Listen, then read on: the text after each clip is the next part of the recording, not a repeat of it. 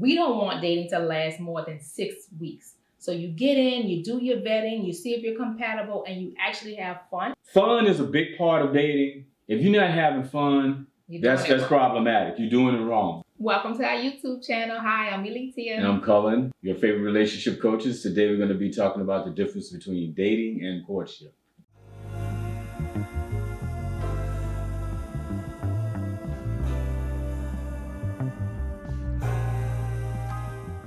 So if you had to define dating, how would you define it? The way we define it at WhenLoveWorks Dynamically, what we would say is dating is a very short shopping experience. Think of a non-relationship based experience between two people where they're having fun, they're identifying whether they have chemistry, and they're having dating experiences. It's a very short shopping experience.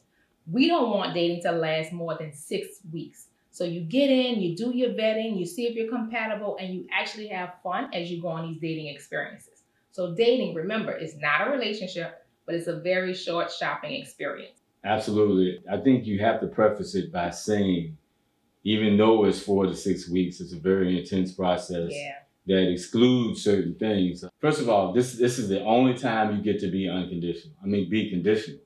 So this is a time that you are actually turning over the rocks. You're looking under this and asking questions. You're really doing a deep dive. But it's still a social experience. So you're not doing an interrogation. You're just actually being extremely conscious and being extremely aware. If we're going to explain dating, we compare it to courtship. So courtship, whereas my wife said 4 to 6 weeks for dating, courtship is a longer period. Usually stretches out to like a year. Up to a year. Up to a year. Some people have their answer before then, but it usually lasts on average about a year. You get to see a person in all seasons, and it really does make a difference. I want to go back to the dating thing. It is an extremely active thing. Or I like that you said active dating, because for us, the way that we see active dating is a very intentional process where it has to be wrapped in fun. But one, you're collecting intel, you are monitoring your experiences, so you actually have to go on dates. You can't be at home saying we're dating. And then 3, you're checking for chemistry. Now, chemistry is the easy part. You either have it or you don't. Right. Listen, if you don't have chemistry, don't continue to date. That dating cycle has ended. So while we say 4 to 6 weeks, if you walk in a restaurant or go to meet the person and you don't have chemistry, that's the end of that dating cycle. Start another one. But during that time, you are actively having fun. Fun is a big part of dating. If you're not having fun, that's problematic. You're doing it wrong. Another part of it is you're gathering information. You're vetting. You are going on experiences with this person, whether it's walking dates, coffee dates, picnic dates, whatever date experience you have to have the actual in-person experience. Right. And then finally, you're checking for intel. You are collecting information. So not an interrogator, you're not a detective, but you're just seeing how things flesh out. So active dating is a very intentional process. It is engaging. You're looking for intel. You're going on experiences. You already checked off the chemistry, and all of that has to be wrapped in fun. What's going to inform your questions? Like I said, it's not an interrogation, but what's going to inform your questions is your profile, knowing the things that are non-negotiables for you.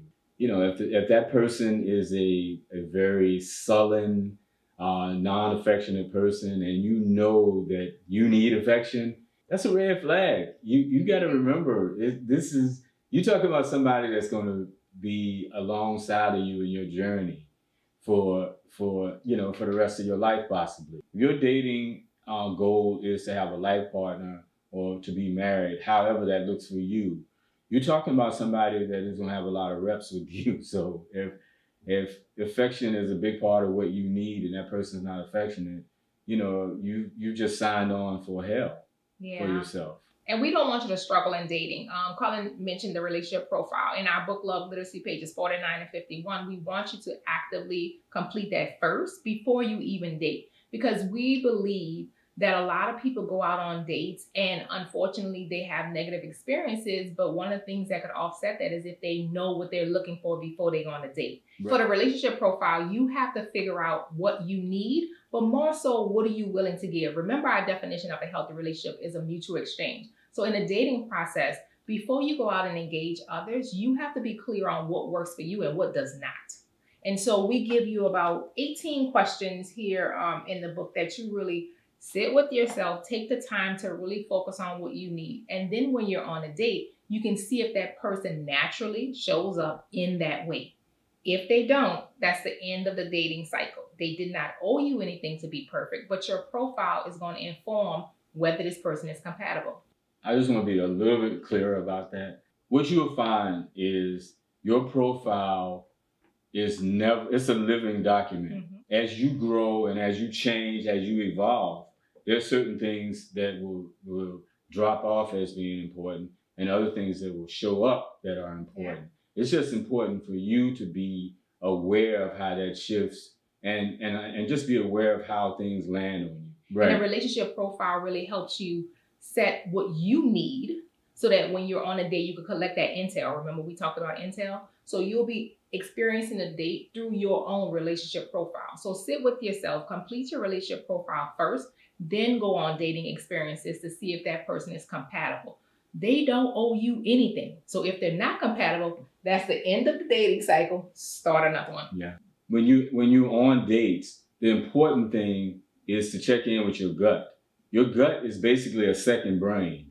Harvard Medical just came out with this recently. Its main function is to let you, other than the digestive stuff it does, it's to let you know when something is amiss. So if you're feeling a way about something in spite of everything looking right on paper, honor it. Your gut is trying to warn you from taking a step that's not in agreement with who you are. We went in on active dating and we believe in conscious dating, so you're aware. Now, what people do is if they don't actively date and not conscious, what often happens is they'll slip into what's called a situationship where they have sort of this gray area between dating and courting. And for us, courtship by definition is an explicit, mutual, committed relationship. Dating is not a relationship. Courtship is. Right. But it's a temporary relationship. Courtship is a temporary relationship that lasts up to a year, right, where two people have made the commitment to see how they do life together. Right. So one is a relationship, one is not. But this one, though it's a relationship, is very temporary, right? And so in courtship, you're identifying whether this person that you're exclusive with now is going to do the work with you. They said, let's do this thing called life together, but let's try it for about a year. This is when sex is introduced. In dating, there's no sex. We want you to be sober and conscious. So here, because it's not a relationship, you're not, you need to be aware and vet. But once you're into courtship, you're in a committed relationship. So sex could be introduced, but you're still being mindful of the work. And so courtship is, while it's a relationship, it's one that's not designed to go on forever. When you hear people say, oh, we've been dating for 5 years, or we've been dating for 2 years, that's how we know, ding, ding, ding, they're probably over into this sort of situationship gray area because they haven't been conscious about their courtship. Courtship is temporary. It's designed to fall off. It's designed for you to check off whether you and this person could actually do life together. And after you have your questions answered, you either go into lifetime partnership or you two part in love. That's the temporary part about it. So dating is talk heavy. That's when people are telling you who they are. Yeah, I'm this, I'm that, I'm this. And you say, wow, that's exciting to me. I think you and I jive with one another. So that's the first part of the vetting. The second part is action-based. Do your actions actually line up with your words? And it's your responsibility to remember what was said during dating. And then when things don't align, I wouldn't hold the person 100% accountable for everything they say on the date because, some people can sometimes engage in hyperbole because they're excited and they're excited and they may amp their game up a little bit for that. But that shouldn't represent a massive part of what you heard. If things don't align, this, because courtship is more action based. Yeah. If their actions don't line up with what they say, then you have to call it what it is. It's a fraudulent thing, and you're a stakeholder, and you deserve to be able to hold people accountable for how you spend your time, energy, and resources. Courtship is temporary. The moment you find out that the actions don't line up and it doesn't work for you, you have the right to part in love. We can go on and on about the difference between dating versus courting, because this is where a lot of people see struggle. And remember, we don't want you to struggle. So we have a graphic that you can refer to anytime you're questioning whether, am I dating or is this courting? What is this? That whole what is this question, refer to this. Right. Typically, my wife and I break up courting into thirds. The first third of courtship, you're spending, it's a transition period where you're going from basically a conditional relationship where you're asking tons of questions and you're not offering any boyfriend experience or girlfriend experience to that person. But over the course of that time, there's a transition period where the expectation is for you to transition into unconditional mode, because the goal is to see how you're going to operate together. If that person is even able to, if you or that person your partner is able to go into having an unconditional relationship with you, and to also account for the fact that people are genuinely who they say they are.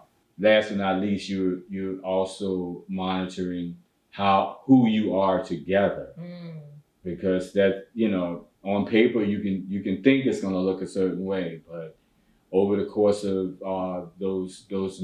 that year, you're going to see exactly who you are together. Yeah, and again, remember, courtship is a temporary relationship, so at any point you can part in love. Well, I hope this information was really helpful for you. If you need more help, you can reach out to us, or you can, our book, we even have a book, hop into it. All the stuff that we talked about today is covered in it. We don't want you to struggle in love or suffer in silence. Right. And dating has been tricky. We know a lot of people are talking about the difference between how people date today and how people dated in the past. Well, what we shared is timeless information, and we have an entire chapter dedicated to conscious dating. So make sure you are completing your profile, pages 49 to 51 in the book, and then you're setting yourself up for conscious dating, which is the entire 4th chapter. So check out Love Literacy, go to our website, get you a copy and the workbook, and start to do that work so you could be primed and ready for a fun dating experience. For more relationship tips, love lessons, advice, coaching sessions, subscribe to our channel, like this video, and sign up for our newsletter. Details in the description.